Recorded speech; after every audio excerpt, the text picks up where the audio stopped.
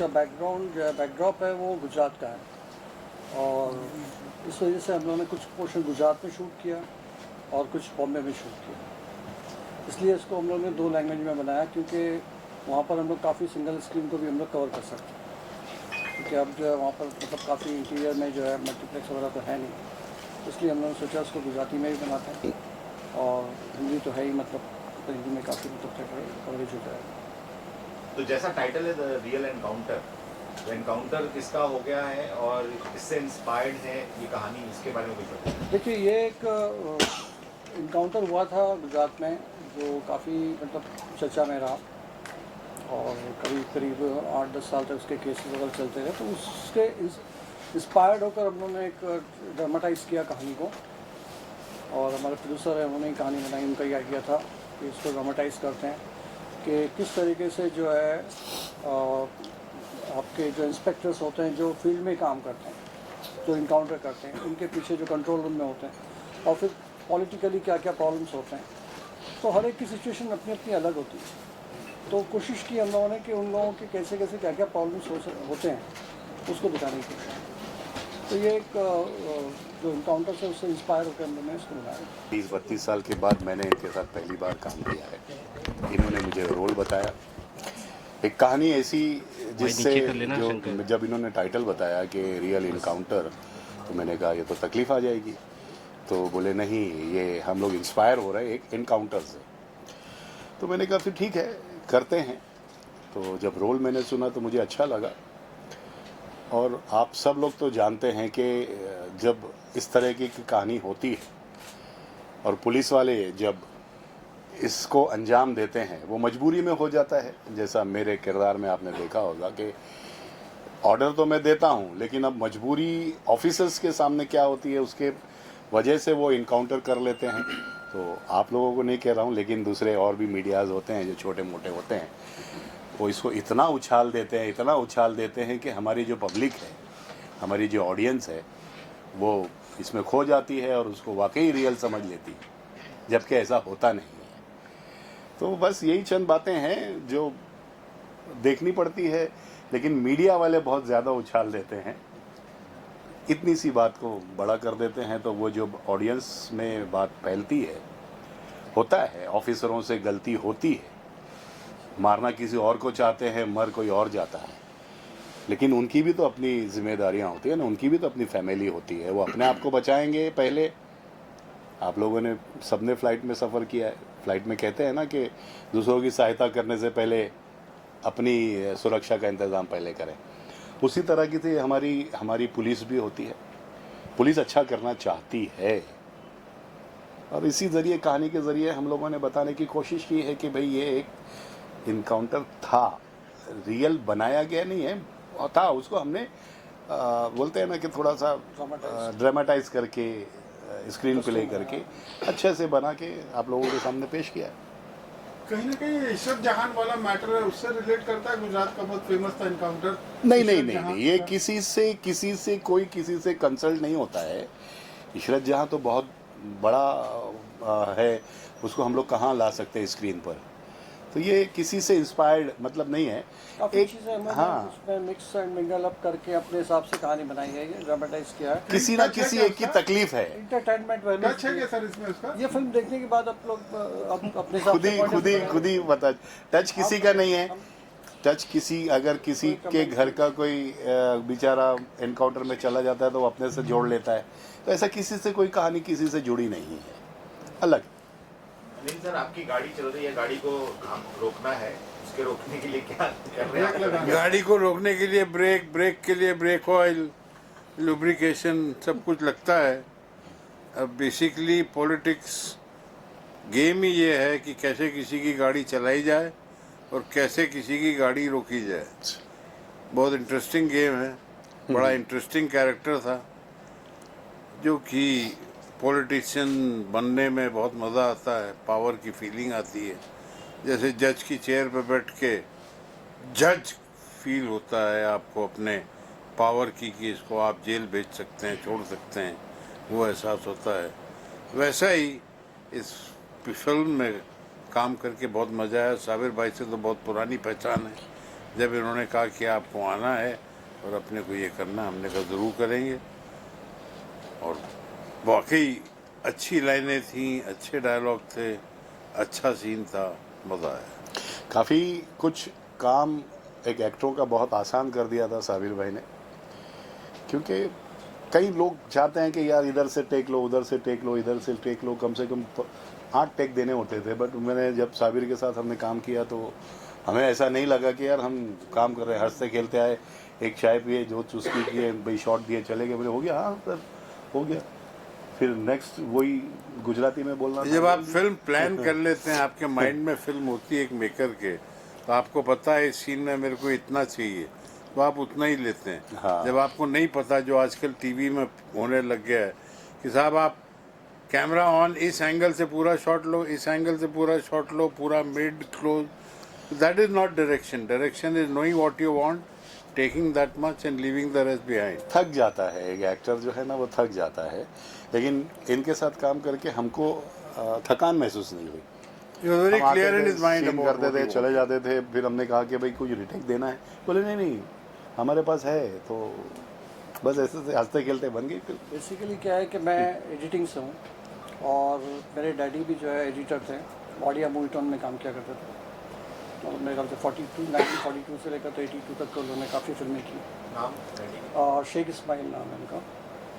उन्होंने मतलब रिपोर्टर राजू में फिरोज़ खान को इंट्रोड्यूस किया था, और उसके बाद में फिर जरीवाला क्या संजीव कुमार को निशान में इंट्रोड्यूस किया था। काफ़ी मतलब पारस मनी वगैरह काफ़ी फिल्में। तो मैं बचपन से एडिटिंग मूविला पे हम लोग देखा करते थे। फिर जब मैं शुरू हुआ तो एडिटिंग से ही शुरू हुआ। तो मैं शुरुआत में एडिटिंग में था, जब फिर डायरेक्शन में आया तो फिर रमेश जी से लेकर फिर आर्मी में मुकुल जी के साथ में काफ़ी लोगों के साथ में काम किया। तो हमने सोचा कि ये जब से ये डिजिटल आ गया तो लोग क्या करते हैं कि पहले क्या हमारा एक प्रेशर होता था कि हम एक्स्ट्रा स्टॉक यूज़ नहीं करेंगे, स्टॉक महंगा होता था। तो वो एक हमारा स्कूलिंग है कि जितना चाहिए उतना ही लें, पहले ही डिफाइन कर लें। और मल्टी कैमरा सेटअप सभी लोग कहते हैं आज की तारीख में कि अच्छा होता है, लेकिन उसमें जो भी लाइटिंग होती है उसमें एक point of view correct cameraman कर सकता है, बाकी चीज़ें जो है बाद में फिर DI में करेक्ट की जाती है। और कई सीन्स ऐसे होते हैं जो मल्टी कैमरा सेटअप में अच्छा होता है, क्योंकि परफॉर्मेंस वाइज हर सीन में ज़रूरत नहीं होती। अगर हमारे आर्टिस्ट अच्छे हैं और अच्छी परफॉर्मेंस कर रहे हैं तो मल्टी कैमरा सेटअप में इमोशनल सीन्स वगैरह है तो रिटेक मैच नहीं होती, वो ठीक है। लेकिन हर जगह यूज़ करने का कोई मतलब नहीं आता, जिसमें पूरे सीन्स वाइड में भी ले रहे हैं, मास्टर में भी ले रहे हैं और फिर क्लोज में भी ले रहे हैं, उसमें टाइम वेस्ट होता है। और फिर ये होता है, मैंने एक चीज़ ये देखा, जितने ज़्यादा टेक होते हैं तो आर्टिस्ट थक जाते हैं। 2 या 3 टेक 4 टेक तक तो ठीक है, लेकिन उसके बाद में जब वो आर्टिस्ट होता है तो उसकी थकान जो है वो स्क्रीन पे दिखती है। लोग हर एंगल से जो अलग अलग मतलब शूट करते हैं। साबिर सर, एक फिल्म आई थी जोली LLB करके, जिसमें सेम सेम तरह का मुद्दा उठाया गया था, तो क्या उससे कुछ अलग होने वाली है फिल्म या फिर नहीं? देखिए, क्योंकि वो चीज़ ऑलरेडी लोग देख चुके हैं, तो क्या अलग होगा इस फिल्म के अंदर? देखिए, जॉली LLB का कंटेंट अलग था, सब्जेक्ट अलग था, और उसमें जो उन्होंने किया है वो उस सब्जेक्ट के हिसाब से। हमेशा क्या होता है कि मैं कभी भी किसी को मतलब ये टाइप नहीं होना चाहिए, क्योंकि हर सब्जेक्ट के लिए देखिए, पहले के लोग जैसे हम लोग सब्जेक्ट के हिसाब से स्टॉक यूज़ करते थे, सब्जेक्ट के हिसाब से कैमरा टेकिंग और टेकिंग यूज़ करते थे। ये जॉली LLB का उसका अपना थॉट था, उसके हिसाब से उन्होंने किया है। हम लोग जो है अभी जैसे इसमें एक्शन भी है, गाना भी है और बाकी सब चीज़ें भी हैं, तो इसका थॉट अलग है। अगर कोई हम लोग जैसे अभी मैंने 2 फिल्में की थी, एक डबल क्रॉस, एक करार। तो करार में हम लोगों ने क्या मतलब उसमें पूरी फिल्म का कलर हम लोग DOP के साथ में बैठ के डिसाइड करते हैं कि फिल्म को क्या कलर देना है। पहले भी ये होता था कि हम कौन सा स्टॉक यूज़ करेंगे, कहीं और यूज़ करना है, कहीं गेवर्ड करना है या कहीं टेक्निक कलर करना है, तो उस हिसाब से फिल्म का बेस डिसाइड होता है। और टेकिंग भी मेरे ख्याल से उसी टाइप से डिसाइड होनी चाहिए कि हर जगह जो है हम लोग कैमरा हैंडल शॉट्स यूज़ नहीं कर सकते। कई फिल्में कई सब्जेक्ट रिक्वायर्ड करते हैं कि सटल हो, तो ये चीज़ें हैं। तो वो अलग अलग टेक्निक डिपेंड ऑन सब्जेक्ट होता है। अगर पीरियड ड्रामा कर रहे हैं तो वहाँ की टेक्निक अलग होगी, अगर थ्रिलर करेंगे तो उसकी टेक्निक अलग होगी। मतलब टाइप कास्ट नहीं होना चाहिए कि मैं अगर डायरेक्टर हूँ तो मेरी फिल्म ऐसी ही होनी चाहिए। सब्जेक्ट जो डिमांड करता है उसके हिसाब से होना चाहिए। सर, ये जो आपने जो पिक्चर बनाई है, मैसेज किस लोगों को देना चाहते हैं? क्राइम पर है या? देखिए, ये बेस्ड क्राइम है अब इसमें क्या है कि जो क्रिमिनल है उनका पॉइंट ऑफ व्यू और जो पुलिस जो ऑफिसर्स हैं जो लोग इनकाउंटर करते हैं जो उन्होंने किया है उनकी उस फील्ड में सिचुएशन उनकी क्या होती है, फिर उनके जो हेड्स होते हैं जैसा भी ये हैं DIGs और जो कंट्रोल रूम में जो बैठे होते हैं उन पर क्या प्रेशर होता है, और फिर इतना सब कुछ होने के बाद में अपनी जान पे खेल के वो लोग जो भी काम करते हैं और उसको फिर सर्टिफाई जो भी करता है मीडिया या और भी लोग हैं और फिर उसको कैसे पॉलिटिसाइज किया जाता है, तो इसका मिक्सचर है ये फिल्म। दिखाना यही चाह रहे हैं क्राइम का कि जिक्र किया है। हाँ। कभी कभी सर जो क्राइम में रियल इनकाउंटर की जगह सर फर्जी इनकाउंटर हो जाता है, तो उसमें सर कितना ये सुनिए कारगर मैं साबित क्या होगा बता रहा हूँ, real? तो कई बार क्या है मैंने ये कहा ना कि फर्जी इनकाउंटर वाली बात जो है एक छोटी सी बात बताता हूँ। हम लोग पहले एक न्यूज़ देते हैं कि आज एक आदमी को पकड़ा जो टेररिस्ट है या जो क्रिमिनल है, अब वो अरेस्ट होगा केस होगा तब पता चलेगा कि वो क्रिमिनल है या नहीं। हम कभी ये न्यूज़ नहीं लिखते कि एक नागरिक को पकड़ा, तो सर्टिफाइड तो पहले ही आपने कर दिया। आपने कभी ऐसा सुना कि भाई एक घर के ऊपर हमला बोल दिया वहाँ टेररिस्ट है, तो ये पता कैसे चला? तो अगर आप हेडलाइंस को आप देखिएगा तो ये तो जब 2 साल 3 साल जब भी केस चलेगा उसके बाद पता चलता है कि वो बाज़त बरी हो गया, तो हम कैसे उसको फर्स्ट न्यूज़ में हम लोग सर्टिफाई कर सकते हैं? सर एक चीज बहुत अच्छी ऑब्जर्व की मैंने, जो बुलेट की शॉट्स है बहुत रियलिस्टिक लग रहे थे, इसके लिए कुछ खास तैयारियां की गई क्या, ऐसी हो गया? नहीं, बुलेट्स हम लोगों ने रियल मतलब यूज़ किए हैं जो है मोस्टली जो है, और बहुत पुराने हमारे जो है मैं एक्शन में के राम साहब के साथ में 6-7 साल रहा हूँ, राम शेट्टी के साथ में कुछ पोर्शन मैंने ही शूट किया एक्शन, और बाकी सिराज भाई वो भी राम शेट्टी के साथ में रहे। फिर हम लोगों ने काफ़ी फिल्में की साथ में, मैं डायरेक्शन में था उनके साथ में, आदमी वगैरह की हम लोगों ने, गद्दार किए हैं उसके बाद में, फिर उससे पहले भी तो फिल्में की, AK-47 की हमने, तो थोड़ा बहुत एक्शन का होने की वजह से सीखा उनसे। सर इसके फिल्म में केवल म्यूजिक एक्शन के बारे देखने में क्या कहते हैं? म्यूजिक कितने म्यूज़िक एक ही गाना रखा है हमने, क्योंकि थोड़ा सा एक ही आइटम गाना रखा है हमने थोड़ा सा रिलैक्सेशन के लिए, क्योंकि ओवरऑल जब हम लोग पिक्चर का ग्राफ देखते हैं तो थिएटर में साइकोलॉजिकली आदमी के ऊपर प्रेशर बहुत ज़्यादा हो जाता है। तो सिचुएशन ऐसी थी कि, और जितने भी लोग क्राइम करते हैं तो क्राइम से पहले भी वो लोग रिलैक्स अपने आप को करते हैं। जितने भी सपोज लीजिएगा कि काउंटर किलर मतलब क्या उसको बोलते हैं, एनकाउंटर स्पेशलिस्ट बोलो, या जितने नहीं जो भी क्रिमिनल भी होते हैं ना, जो पेड होते हैं, तो वो लोग अपने आप को रिलैक्स करने के लिए कुछ ना कुछ इंजॉयमेंट के लिए कुछ करते हैं, क्योंकि 24/7 वो लोग वो सोच नहीं सकते कि हमको जाना है, अटैक करना है, वो अपनी अपनी लाइफ में भी कुछ ना कुछ इंजॉय करने के लिए रिलैक्सेशन के लिए करता है, तो उसलिए एक गाना डाला। सर फिल्म कहीं ना कहीं एंटरटेनमेंट का एक बहुत बढ़िया माध्यम है, आप खुद मानते हैं कि फिल्म में एंटरटेनमेंट भी होना बिल्कुल। बहुत जरूरी है, बिल्कुल। तो फिल्म में केवल एक्शन देखने को मिलेगा, एंटरटेनमेंट देखने को मिलेगा, रोमांस देखने को मिलेगा, या मेलोडीज गाने देखने को देखिए, मिलेगा? ये- क्या कुछ पैकेज परोस रहे हैं सर आप? सर मैं क्या बताऊँ, इसमें ये जैसे मैं भी कमर्शियल सिनेमा से ही हूँ, तो इसमें सारी चीज़ें जहाँ पर जैसे पुलिस की जो मैंने देखा कि उनकी बेबसी है वो भी है उसमें, उनको ऑर्डर्स दिए जाते हैं, वो ऑर्डर्स को फॉलो करते हैं, और ड्यूटी को जो ओबे करने के बाद में उनके साथ में क्या होता है, तो ये उनकी एक मजबूरी है। जो लड़की या लड़का जो है उन लोगों के अपने रोमांस और जो भी उनके लाइट मूवमेंट्स हैं, और वो किस तरह से उस चीज़ों में फंस जाती है, क्योंकि अगर वो अपने आप को इनोसेंट भी कहती है तो है तो क्रिमिनल के साथ, तो क्यों है, तो वो एक हमारा एक लाइट क्वेश्चन है। अच्छा, बच्चे जो है अनजाने में किसी से दोस्ती बना लेते हैं, और उससे जो है माँ बाप को किसी को पता ही नहीं होता कि किसके साथ में कहाँ जुड़ेगा। जैसे ट्रेलर में देखा होगा मेरी बेटी जो है वो अपना मासूम थी, मतलब मेरी बेटी का कोई कसूर नहीं है, माँ बाप को पता ही नहीं होता कि वो दोस्त ने किसके साथ दोस्ती की, और फिर आप जानते हैं कि गेहूँ के साथ गुण पीसे आते हैं।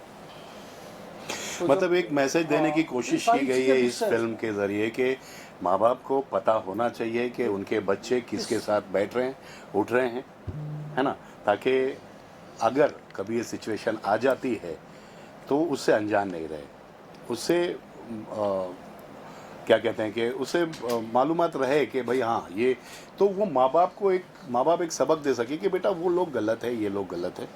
इस तरीके से ये सब मिलजुल के एक से बनाया गया, और ऑफिसरों की क्या पोजीशन होती है, पॉलिटिशियंस कैसा दबाते हैं, ऑफिसर्स के ऊपर कितना दबाव होता है, छोटे ऑफिसर्स, बड़े ऑफिसर्स, डीआईजी, उसके ऊपर भी कोई लोग होते हैं। तो ये प्रेशर दिखाने की कोशिश की गई है, काफ़ी फिल्मों में दिखाया गया है, बट सारा मिक्स इसमें हम लोगों ने मिक्स कर ताकि बोर भी नहीं लगे, एक बायस भी नहीं हो, और कोशिश ये की कि हम लोग कहीं इसको कोई इसको लेबल भी नहीं करे कि कौन किस चीज़ को हम लोग करें। आजकल हर फिल्म मेकर साउथ की ओर कहीं ना कहीं आकर्षित हो रहा है, क्योंकि साउथ की फिल्म काफी ज्यादा चल रही है। तो क्या कारण था जिसके लिए आपका जो रुझान है वो गुजरात की ओर रहा? देखिए, जबकि मार्केट बहुत बड़ा साउथ का है। देखिए, सुरेश कृष्णा जी जो है साउथ के डायरेक्टर, उनके साथ मैंने कभी जाना उसके बाद रामन्ना के साथ में तो काफ़ी तो कहा है, मतलब गद्दार हमने की, आर्मी मैंने की, उसके बाद में AK-47 की। तो थोड़ा बहुत जब इतने सालों 6-7 साल 8 साल उनके साथ में रहेंगे तो थोड़ा सा तो मतलब चीज़ें आएगी। बाकी मैं ये नहीं कहूँगा कि मैंने कॉपी किया कुछ। और फिर जो हमारे एक्शन वाले थे वो भी रामन्ना के साथ में एसोसिएट में काफ़ी काम किया उन्होंने। साउथ से एक चीज़ ये सीखी मैंने कि बहुत डिसिप्लिन होता है और काम से काम लोग रखते हैं काफ़ी। हमारे यहाँ बोलना नहीं चाहिए, हर आदमी दूसरे को काम सिखाता है, कुछ बेहतर है कि अपना अपना काम करें। तो वो उस वजह से जो है वो लोग बहुत डिसिप्लिन होते हैं। हम लोगों ने काफ़ी साउथ में काम किया है। लेकिन सर पहले आप बता रहे हैं स्टॉक पे शूट होता था, अभी डिजिटल पे शूट हो रहा है, तो इसमें हमारा इंडस्ट्री में कुछ फ़र्क पड़ा है? फ़र्क पड़ा ना, बहुत फ़र्क पड़ा। देखिए क्या होगा कि सबसे पहली बात तो क्या, डायरेक्टर और कैमरामैन इन लोगों के लिए बहुत इजी हो गया कि हमको ये सोचना नहीं कि कितना स्टॉक का कॉस्ट है आपका। पहली बात, आर्टिस्ट अगर 5 की जगह 6 रिटेक दे तो कोई टेंशन नहीं है, आर्टिस्ट अच्छे से अच्छा काम कर सकते हैं। कैमराज हैंडी हो गए, कई चीज़ें ऐसी है कि हम लोग लो लाइट पे काम कर सकते हैं, बहुत सारे बेनिफिट्स हैं उसके। दूसरी बात यह कि हम ऑन द स्पॉट उसको एडिट करके इमीडिएटली ऑन द स्पॉट, मतलब डेवलपिंग प्रिंटिंग का चक्कर नहीं है कि हम लैब में जाएंगे, डेवलप होंगे, क्या होगा देखेंगे। VFX के लिए हमारी काबिलियत, देखिए न्यू टेक्नोलॉजी जब शुरुआत में मैंने मीडिया कंपोजर सीखा था एविड, तो लोग बोल रहे थे कि ये नहीं होगा, कोडेक कंपनी आएगी, इतनी बड़ी कंपनी थोड़ी बंद हो जाएगी। लेकिन क्योंकि फॉरेन में आ चुका था, फिर मैं ग्राफिक्स के लिए भी कुछ कोर्सेज वगैरह की, तो आज जो है उसकी बहुत सारे बेनिफिट्स हैं। ऑन द स्पॉट आप यू कैन विजुअलाइज एनीथिंग, आप जो है आपका विजुअलाइजेशन जो है बहुत बढ़ जाता है, तो बेनिफिट तो है। Thank you sir, thank you so much and all the best. अच्छा, ये पवन जी जो है, ये मेरा नाम पवन कुमार शर्मा है और मैं secret services CSF 25 years government में रहा, उसके बाद DRS लेके अभी चीफ सिक्योरिटी अफसर एयरपोर्ट से। मैंने कभी फिल्म इंडस्ट्री में भी नहीं काम किया था, तो मुझे मौका दिया गया, तो मैंने साबिर साहब का धन्यवाद कहूँगा कि हमने रियल तो पिस्टल वगैरह की है, कमांडोज कोर्स किया, फायरिंग की है, लेकिन जो सर के साथ मजाक काम करने में आया, बिल्कुल भी 1% दिक्कत नहीं आई। जैसे सर 5-5 शॉट देने की जरूरत नहीं पड़ी, हमारा एक सीन में 2 सीन में ओके किया। तो बाकी फिल्म के अंदर जो मेरा अनुभव है ये सबको पसंद आएगी, इसमें बहुत शिक्षा भी है। और जैसे सर ने बताया कि पेरेंट्स को पता होना चाहिए कि बच्चे किससे मिल रहे हैं। एक एग्जांपल बता रहा हूँ, आप जुए घर में या कहीं रंडी घर में जाते हैं, पुलिस वहाँ पर रेड मारती है, चाहे आपने वहाँ पर शामिल होना हो, लेकिन वो सबको उठा के लेके जाती है। तो इसलिए अपने इस फिल्म के थ्रू मैसेज आएगा कि अच्छे दोस्तों से दोस्ती करें और आपके पेरेंट्स को आपकी गतिविधियों का पता होना चाहिए। अगर वो बच्चे कहीं गलत भी हैं तो उसके पेरेंट्स गाइड कर देंगे। Thank you. मेरा इस फिल्म में एक टेररिस्ट का किरदार है और अब स्टोरी क्या बताऊँ मैं, काम करके मेरे को बहुत अच्छा लगा और आप देखेंगे तो आपको भी अच्छा लगेगा। साबिर सर बहुत सीनियर हैं बहुत, और उनके साथ आपको काम करके कैसा लगा? बहुत ही अच्छा लगा। मुझे इतना सीखने को मिला कि जब मेरा शॉट नहीं भी होता था तो भी मैं 4 घंटे 5 घंटे और मेकअप के साथ, कॉस्ट्यूम के साथ रेडी रहता था और मैं ऑब्जर्व करता था सेट पे, क्योंकि सर का काम करने का तरीका, और ये इतने सीनियर हैं तो ये बहुत सौभाग्य की बात है। और मैंने इतना सीखा है इस फिल्म से, इतना सीखा है, और सर से पर्सनली इतना सीखा है, मेरा एक्सपीरियंस बहुत अच्छा था। सर आप क्या? मैं इस फिल्म में अब्बास का कैरेक्टर कर रहा हूँ, जो हीरोइन है मुस्कान, उसका भाई, बड़ा भाई। और ये एक अलग सा रिलेशन है भाई बहन का जितना अपने फैमिली के साथ नहीं है, मॉम डैड के साथ, उससे ज़्यादा रिलेशन, मतलब एक बॉन्डिंग भाई के साथ है। तो बहुत ही अच्छा लगा इस फिल्म में काम करके। और साबिर सर के साथ तो फिर क्या ही बोलूँ, बहुत ही मतलब ये क्लियर थे अपने कोई भी शॉट के लिए। कभी भी एक भी एक्स्ट्रा शॉट इन्होंने नहीं लिया, जो जितना लेना है उतना ही लिया इन्होंने। तो बहुत कुछ सीखने को मिला और ये मेरा पहला फिल्म है इनके साथ, पहली फिल्म है, तो अच्छा लगा। उनके भाई का रोल जो है ना इनका बहुत इम्पोर्टेंट था कि भाई को बहुत बहुत मुबारकबाद हो और इतना अच्छा लगा कि फिल्म कंप्लीट हो गई और मुझे बड़ी खुशी हुई। मैं थोड़ा सा लेट हो गया मैं, लेकिन साबिर भाई को मैंने बोला था कि भाई मैं 6 बजे तक पहुंच जाऊंगा, मेरे ख्याल में डॉट टाइम पे मैं पहुंचा। तो खुशी इस बात की है कि फिल्म रिलीज़ हो रही है, सबसे बड़ी बात। फिल्में तो बन जाती हैं और न जाने कितनी फिल्में बनी हैं, लेकिन रिलीज़ होना बड़ा मुश्किल हो जाता है। तो रिलीज़ हो रही है फिल्म, इसकी बहुत खुशी है और मेरी तरफ से बहुत बहुत दुआएं, शुभकामनाएं, मुबारकबाद, सारी चीज़ें। फिल्म टाइम पे रिलीज़ हुई है और बहुत ही गिवन डेट्स पे इन्होंने शूटिंग कंप्लीट की है, सबसे अच्छी बात है, और बहुत ही स्मूथ शूटिंग हुई है। और जब मुझे ये रोल सुनाया गया तो मुझे बहुत अच्छा लगा, क्योंकि जनरली मुझे जिस तरह के रोल मिलते हैं वो आपको मालूम है ना। कोई इंस्पेक्टर को दे दिया, कुछ कॉमेडी हो, कोई इस तरह का, लेकिन इसमें थोड़ा एक लड़की के बाप का रोल है, जो इमोशन है, जिसमें सीरियसनेस है। और मेरी बेटी जो है वो जो है एक शिकार होती है, धोखे का शिकार होती है, गलत लड़के के जंगल में पड़ करके उसका मर्डर होता है, इनकाउंटर होता है। तो जिस तरह का ट्रेलर भी बता रहा, दर्शा रहा है जो, तो इस तरह के इनकाउंटर्स नहीं होने चाहिए। एक तरह से ये भी सबक है ये। और मेरी बस आप लोगों से गुजारिश है, मीडिया पर्सन, अगर आज मीडिया वाले ही है जो फिल्मों को भी जो बहुत ज़्यादा प्रमोशन करते हैं, तो जितना ज़्यादा आप अच्छा लिखेंगे और जितनी ज़्यादा तारीफ़ करेंगे उतना ही अच्छा इस फिल्म के लिए होगा। अपना रोल के बारे में बताएं सर, किस तरह का? मेरा रोल बताया ना मैंने, थोड़ा लड़की के बाप का रोल है, हीरोइन के बाप का रोल है एक्चुअली।